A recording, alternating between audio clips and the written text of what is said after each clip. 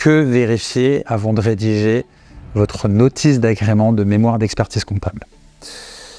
Alors, la notice d'agrément, effectivement, c'est la première étape du processus. Vous avez la notice d'agrément du mémoire de DEC et ensuite vous avez votre mémoire de DEC. On est obligé d'obtenir le 4.1 pour pouvoir envisager la rédaction du mémoire de DEC.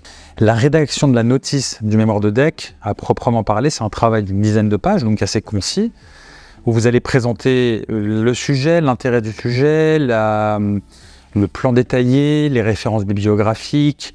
Vous allez présenter un certain nombre d'éléments fondamentaux de votre mémoire de DEC. Vous allez présenter le nombre de pages que vous souhaitez pour chacune des parties, etc. etc. Donc je ne vais pas rentrer dans l'aspect technique de la rédaction de la notice, mais le but de cette vidéo, c'est de vous sensibiliser à la nécessité de choisir le bon sujet avant de partir sur la rédaction de la notice. Pourquoi ? Tout simplement parce que si vous rédigez une notice, la meilleure soit-elle, la mieux rédigée soit-elle, sur le mauvais sujet, donc en partant dans la mauvaise direction, eh bien tout simplement vous perdez votre temps et vous allez devoir tout refaire. Puisque vous risquez un 4.3. 4.3, ça veut dire on refait tout. C'est-à-dire tout est perdu, on change de sujet. Donc tout ce qu'on a capitalisé en termes de recherche, de savoir, de rédaction, on ne peut rien réutiliser à vrai dire, puisque on change complètement de sujet et de problématique, puisque l'examinateur a considéré que le sujet ne valait rien, qu'il était absolument inexploitable d'un point de vue rédaction de mémoire d'expertise comptable. Donc l'objet de cette vidéo, c'est vraiment de vous sensibiliser sur cet aspect, le sujet. Avant même de nous lancer dans la rédaction de votre notice, la première étape, la première question à se poser, c'est le sujet. Sur quel sujet est-ce que je vais rédiger ? Pour rappel, le sujet de votre mémoire d'expertise comptable doit répondre à 3 principaux critères. Le premier critère, c'est qu'il doit être novateur. Ça veut dire qu'on ne va pas se contenter de paraphraser les mémoires de DEC existants ou ce qui existe dans la littérature sur le sujet, mais on va vraiment chercher à apporter quelque chose de nouveau. Une véritable valeur ajoutée. Votre sujet doit aussi prêter. Deuxième chose, on doit chercher à apporter de la valeur à la profession.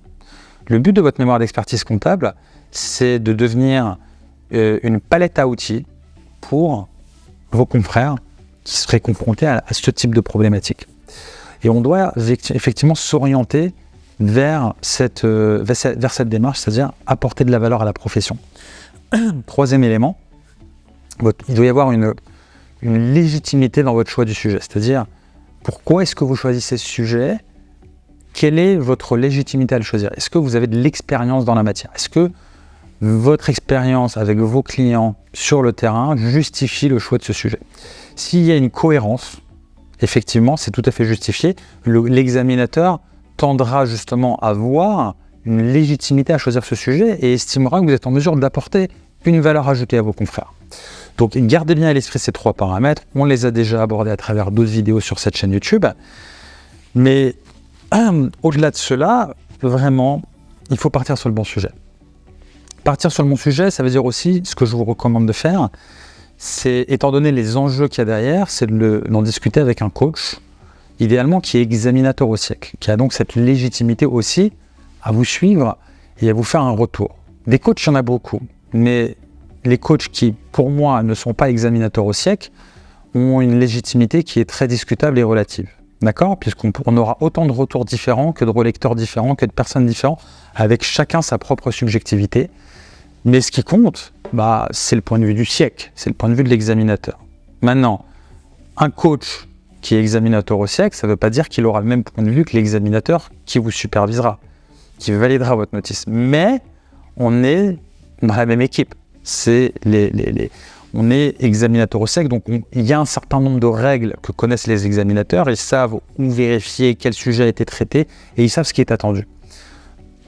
Chez Expert Mémoire, lorsqu'on intervient de manière rédactionnelle sur les notices de DEC et les mémoires d'expertise comptable également, on recommande un coach qui est un des meilleurs en France, qui est associé dans un grand cabinet d'audit et qui est expert comptable. Il a cette légitimité effectivement que j'ai évoquée et il est force de proposition. Ça veut dire qu'il propose un sujet. Et ce sujet, il a très peu de chances d'avoir un 4.3. Donc on est sur un 4.2 ou un 4.1. 4.1, rien à dire.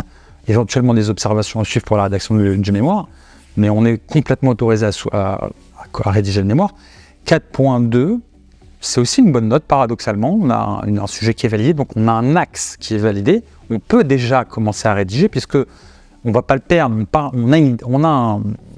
On a une direction qui est tracée, on a une trajectoire, un sujet qui est déjà validé, donc on sait où on va, on peut déjà commencer à rédiger, on ne va pas perdre notre temps. Bien évidemment, on a des ajustements à faire sur la notice, mais on peut le faire parallèlement à la rédaction du mémoire.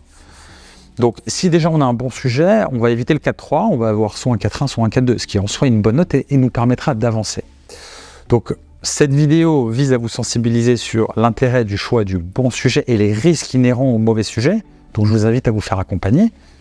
Et cette vidéo vise également bien évidemment à vous montrer le niveau d'exigence qu'il y a derrière, qui est énorme au niveau du SIEC, et je vous invite effectivement à vous faire coacher, à vous faire aider par un spécialiste qui a de l'expérience et qui a des retours d'expérience du SIEC et qui connaît ses attentes au niveau du SIEC par rapport au diplôme d'expertise comptable. C'est un investissement rentable. Le niveau d'exigence, le temps que ça prend, et si on va dans la mauvaise direction de devoir tout refaire, ça vous coûtera beaucoup plus cher que de faire appel à un spécialiste qui fera des synergies et qui vous fera bénéficier d'un retour d'expérience qui vous évitera bien des pièges. Du moins, c'est ce que je peux vous dire sur la base de la dernière décennie d'expérience qu'on a sur les différents mémoires et notices d'expertise comptable sur lesquels nous sommes intervenus. Voilà, j'espère que cette vidéo vous apportera quelques éclairages intéressants sur votre notice du mémoire d'expertise comptable et je vous souhaite bon courage et je vous souhaite d'obtenir un 4.1 à votre notice du mémoire de DEC.